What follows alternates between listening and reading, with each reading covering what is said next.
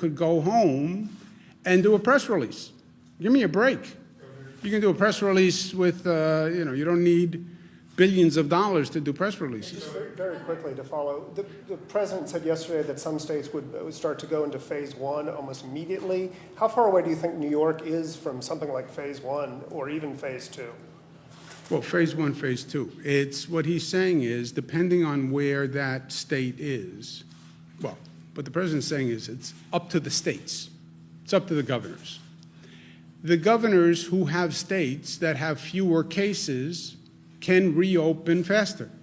Yeah, that has nothing to do with the president or federal policy or anything. All he's saying is it's up to the states, and you'll see states that have less of a problem opening sooner.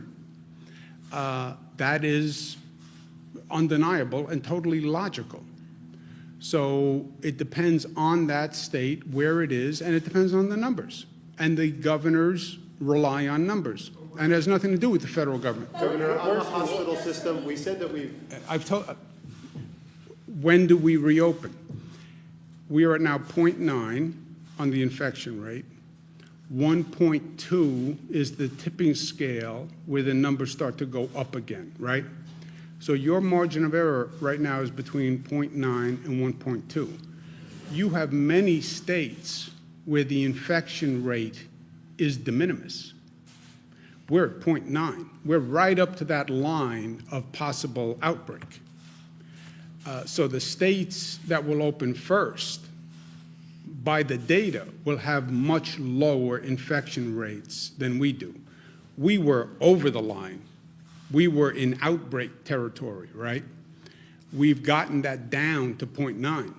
But your margin of error is between 0.9 and 1.2.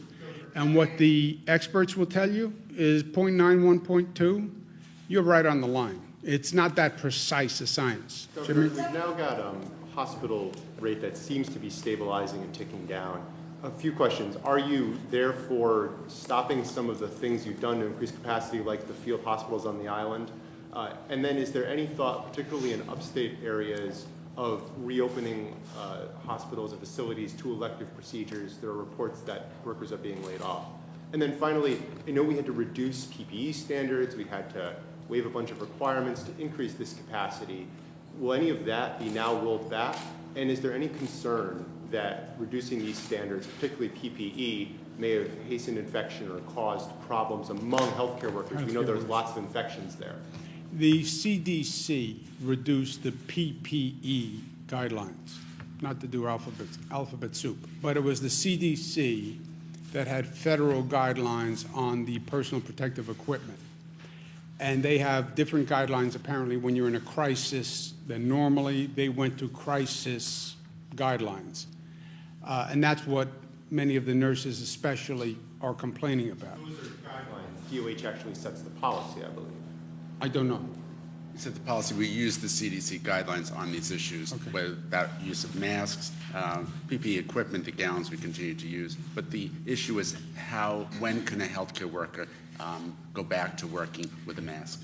And so are we thinking about changing any of this? And do you have any concern that this may have caused higher infection rates?